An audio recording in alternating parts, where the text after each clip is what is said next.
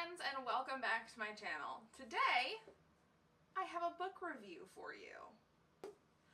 That's right, we're changing things up. We're doing something a little bit different. I am reviewing Bodies Under Siege today, which I think is a phenomenal read for anyone in the industry, interested in getting in the industry, or just really passionate or interested in body modification.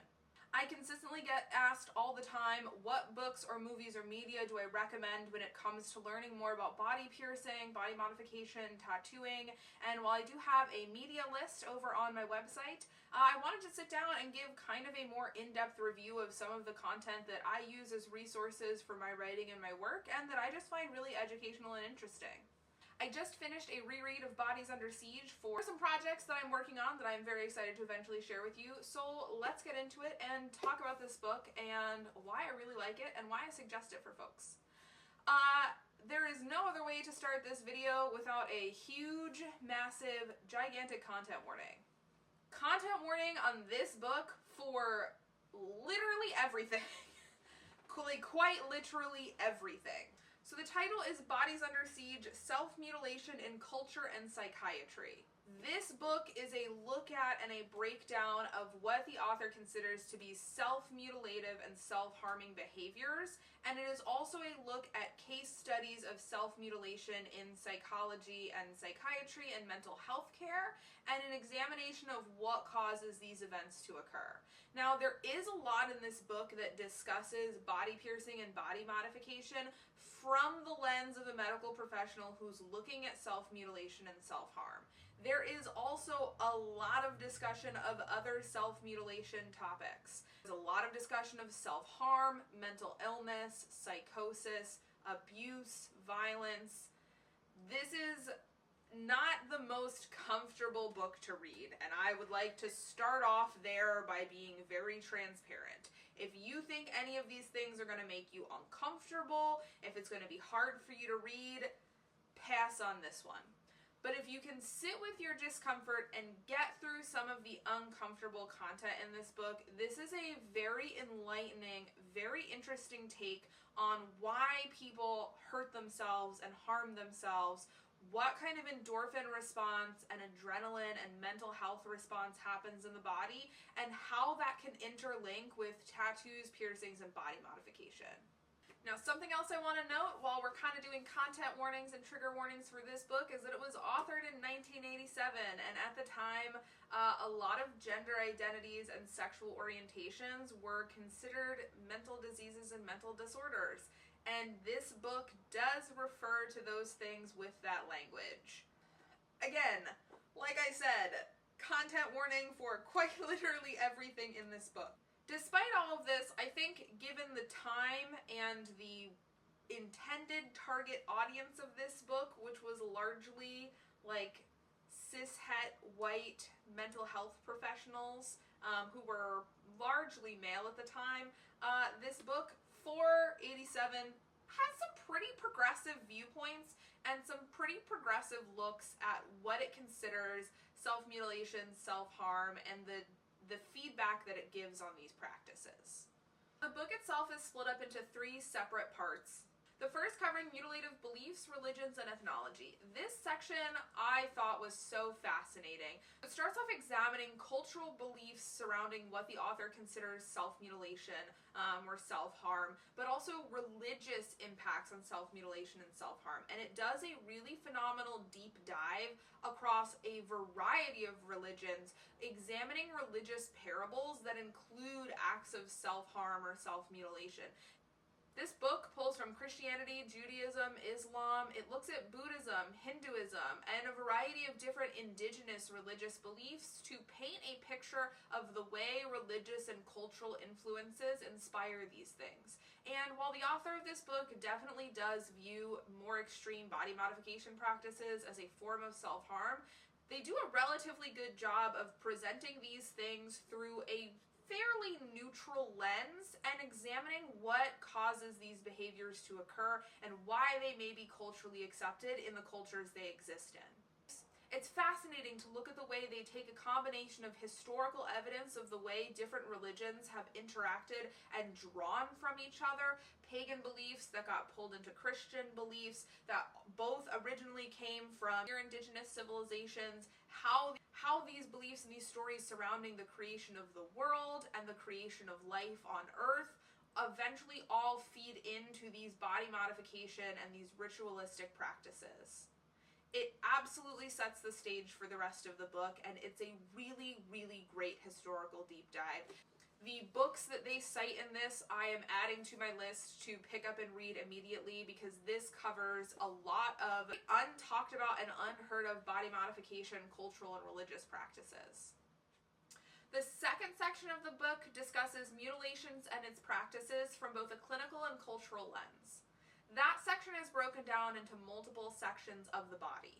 The head and its parts, the limbs, the skin, and the genitals. And each section looks at specific common acts of self-mutilation or self-harm in relation to those body parts. They do a really good job of looking at culturally accepted and sanctioned forms of mutilation or modification, such as tattooing and body piercing, and contrasting that with what it considers self-harm behaviors like cutting and burning. The author definitely doesn't always have the most progressive views on where that line is, and I definitely feel that they talk about some cultural and religious practices in a somewhat negative light, but again, this book was published by the 80s, and it was published by a medical researcher. It wasn't published by someone who was super enmeshed in body modification or things like that.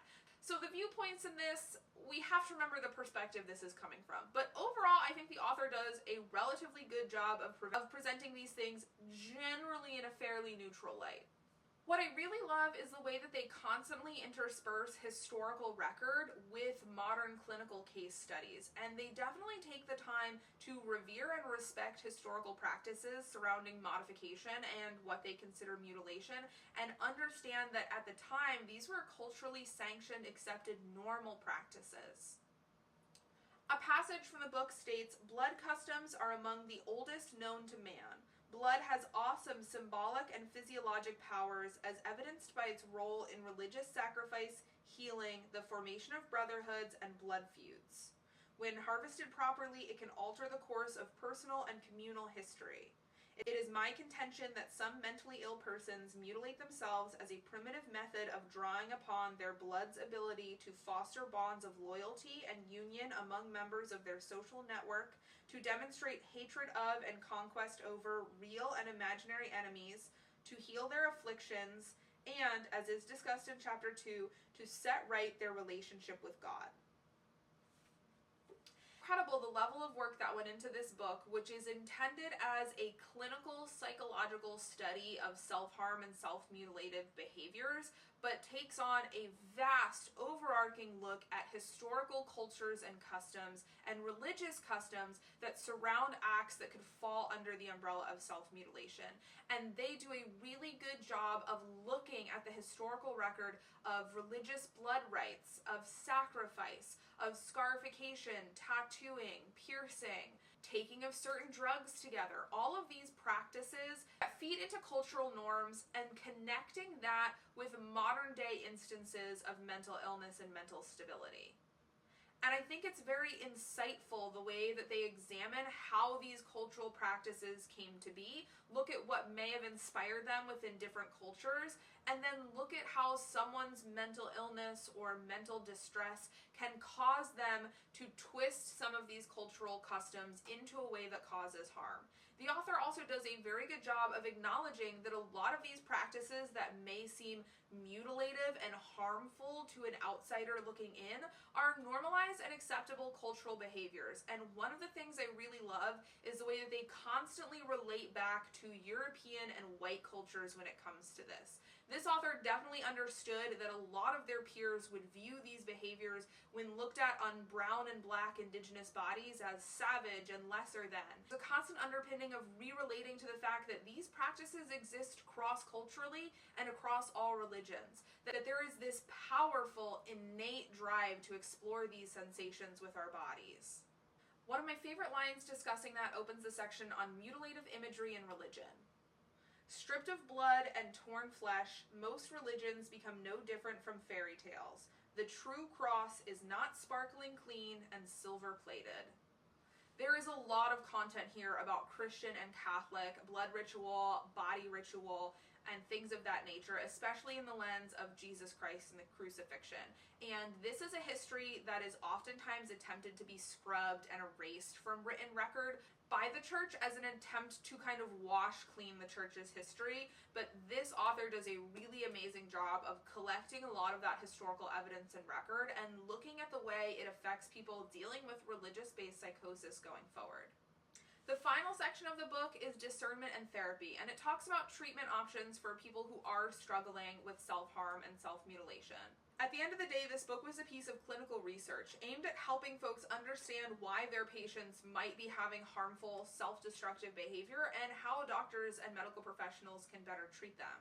And again, if we remind ourselves in the lens of this being published in the late 80s, this was incredibly progressive for the time.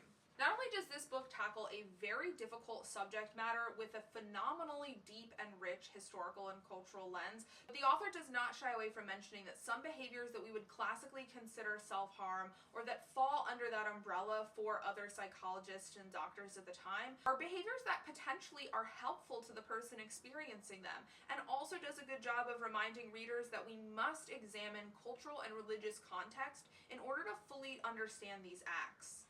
Two different quotes that stood out to me about that are as follows. These examples from disparate ancient traditions point to bodily mutilation as a stepping stone to wisdom, special capacities for healing oneself and others, and a higher level of existence. The shaman allows his body to be dismembered painfully and stripped down to the bare bones. It is then reconstructed so the shaman emerges as a wiser and healthier person. Shamans have discovered the therapeutic value of self-mutilation. Is it not possible that some mentally ill persons faced with suffering and misfortune have made the same discovery? Self-mutilation can sometimes be a relatively safe, controlled method of reducing painful emotional trauma. Self-mutilation neither killed the patient as with suicide, nor physically harmed others who contributed to the patient's survival. In that passage, the author is acknowledging that these practices for many people can be effective coping skills. If the options are self-harm or suicide, self-harm then is an effective coping skill when used that way. My takeaways in reading this book were multiple. One of my favorite things about this book is the deep history of body modification and body ritual and rite that this examined, and how many different cultures and religious texts this author pulled from to discuss instances and examples of body modification and body mutilation. If you're someone who's really interested in the history of modification and different cultures' practices surrounding this, this book collects a lot of those in it. And the index refers to the books or papers that source material was gotten from, so it's a great guide to finding out those things. But more interesting, I really enjoyed the breakdown and the comparison of the psychological viewpoints that can link to this behavior. There is undoubtedly a link between trauma and body modification, and we know that even up until today. There's an entire trauma-informed piercing class that happens at conference every year where they talk about statistical links between trauma and body modification and body reclamation. So we know undoubtedly there is a linkage between these two things. This book does a very fascinating job of examining the way trauma experienced at different phases of our life can cause people to turn to their body to cope with things. But remembering that this book was published almost 40 years ago, understanding how much has changed in that time, I made sure to read through those passages that contained problematic language or problematic concepts with a grain of salt, understanding where I was reading it and also who wrote it and who it was written for. I think this is a book that can really open up your eyes to how interlinked body modification and body ritual is with all sorts of different cultural and religious elements, but also help get a deeper understanding of how we use our body to process trauma, pain, and different events that we deal with during our life. And quite honestly, if folks with more progressive viewpoints and folks who manage to use things like piercings and tattoos and suspension in a healthy way don't start getting into these spaces and letting our input and our thoughts be known, these spaces will never change and grow from their current judgmental and harmful roots. So it takes folks like you and I reading books like this, giving our input, finding others who may want to revisit this topic at a later date and write something more updated with a little bit more compassion and a little bit further understanding. But for a book from the 80s, this does a pretty decent job of it. And as long as you are comfortable with the content warnings and trigger warnings that this book contains, I think it is an incredible read for anyone currently in the industry, anyone interested in getting into the industry, or anyone who's just incredibly passionate about body piercing, tattooing, modification, and also wants to kind of better understand and examine the linkage between that and trauma and mental health. I have quite a few modification and industry-related books on my reading list this year, some just for fun and some for projects that I'm working on. And if y'all like this video and would like to hear me review and suggest more books, movies, or media related to body modification here on my channel, let me know in the comments down below. And if you've read this book, let me know what you thought of it. And if you pick it up, let me know what you think of it too. As per usual, your support means the world to me, so if you like this video, if you like the content I put out, please hit like and subscribe. It helps me so much, and I cannot wait to sit down and chat with y'all again soon. Have an awesome rest of your day. Bye!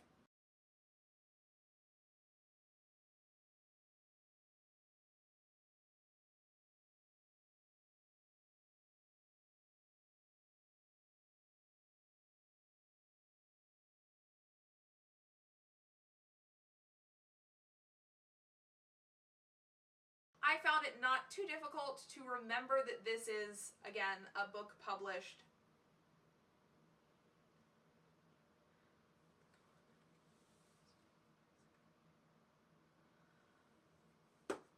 almost 50 years ago. I just did that mental math in my head. Holy crap.